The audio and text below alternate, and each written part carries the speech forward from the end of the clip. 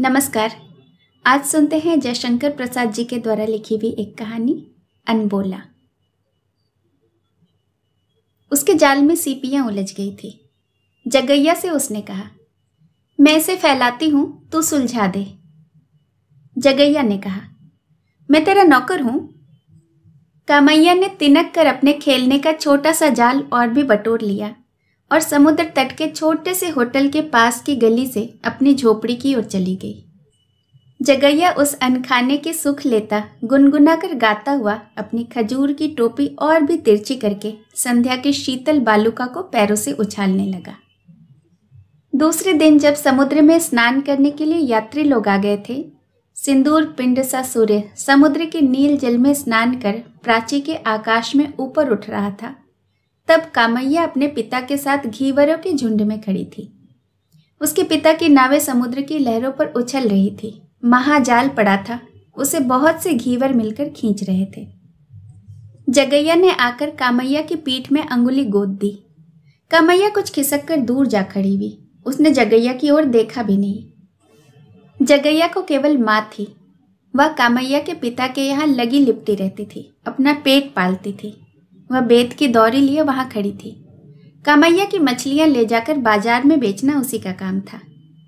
जगैया नटखट था। वह अपनी माँ को वहीं देखकर और हट गया, किंतु कामैया की ओर देखकर उसने मन ही मन कहा, अच्छा। महाजाल खींचकर आया तो कुछ तो उसमें मछलियां थी, पर उसमें एक भीषण समुद्री बाघ भी था। दर्शकों के झुंड जुड़ पड़े। कामैया के पिता से कहा गया कि उसे जाल से निकाले, ताकि प्रकृति की उस भीषण कारीगरी को लोग भली भांति देख सके। लोभ संवरण न करके उसने समुद्री बाघ को जाल से निकाला। एक खूंटे से उसकी पूंछ बांध दी गई।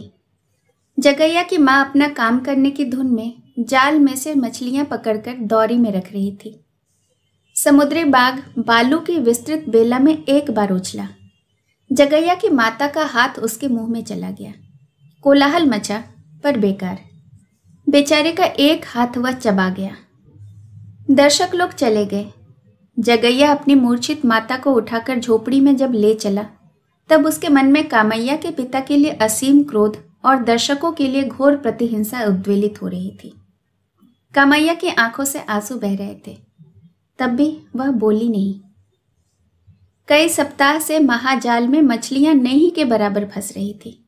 चावलों की बोझाई तो बंद थी ही, नावें बेकार पड़ी रहती थी। मछलियों का व्यवसाय चल रहा था, वह भी डामाडोल हो रहा था। किसी देवता की अकृपा है क्या? कामैया के पिता ने रात को पूजा की। बालू की वेदियों के पास खजूर की डालियां गड़ी थीं। समुद्री बाघ के दांत भी बिखरे थे। बोतलों में मदिरा भी पुजारियों के समीप प्रस्तुत थी।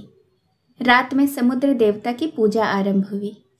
जगैया दूर, जहां तक समुद्र की लहरें आकर लौट जाती हैं, वहीं बैठा हुआ चुपचाप उस अनंत जलराशि की ओर देख रहा था और मन ही मन सोच रहा था, क्यों मेरे पास एक नाव नहीं है?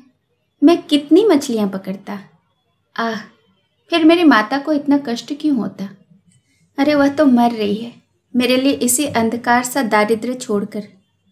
तब भी देखें भाग्य देवता क्या करते हैं।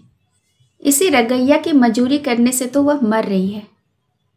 उसके क्रोध का उद्वेग समुद्र सा गर्जन करने लगा। पूजा समाप्त करके मदिरारूढ़ नेत्रों से घूरते हुए पुजारी ने कहा, रगैया, तुम अपना भला चाहते हो तो इस जगैया के कुटुंब से कोई संबंध न रखना, समझा ना? उधर जगैया का क्रोध अपनी सीमा पार कर रहा था। उसकी इच्छा होती थी कि वह रगैया का गला घोट दे, किंतु था तो वह निर्बल बालक। उसके सामने जैसे लहरें लौट जाती थी, उसी तरह उसका क्रोध मूर्छित होकर गिरता सा प्रत्यावर्तन करने लगा। वह दूर ही दूर अंधकार में झोपड़ी की ओर लौट रहा था। सहसा किसी का कठोर हाथ उसके कंधे पर पड़ा। उसने चौंक कर कहा, कौन? मदिरा विह्वल कंठ से रगैया ने कहा, तुम मेरे घर कल से ना आना। जगैया वहीं बैठ गया। वह फूट फूट कर रोना चाहता था, परंतु अंधकार उसका गला घोंट रहा था। दारुण क्षोभ और निराशा उसके क्रोध को उत्तेजित करती रही। उसे अपनी माता के तत्काल न मर जाने पर झुंझलाहट सी हो रही थी। समीर अधिक शीतल हो चला। प्राची का आकाश स्पष्ट होने लगा, पर जगैया का अदृष्ट तमसाच्छन्न था। कामैया ने धीरे धीरे आकर जगैया की पीठ पर हाथ रख दिया। उसने घूम कर देखा। कामैया की आंखों में आंसू भरा था। दोनों चुप थे। कामैया की माता ने पुकार कर कहा, जगैया, तेरी मां मर गई, इसको अब ले जा। जगैया धीरे धीरे उठा, अपनी माता के शव के पास खड़ा हो गया। उसके मुख पर अब हर्ष, विषाद, सुख, दुख कुछ भी नहीं था। उससे कोई बोलता न था और वह भी किसी से बोलना नहीं चाहता था। किंतु कामैया भीतर ही भीतर फूट फूट कर रो रही थी। पर वह बोले तो कैसे? उसे तो अनबोला था ना। कहानी सुनने के लिए आपका बहुत बहुत धन्यवाद।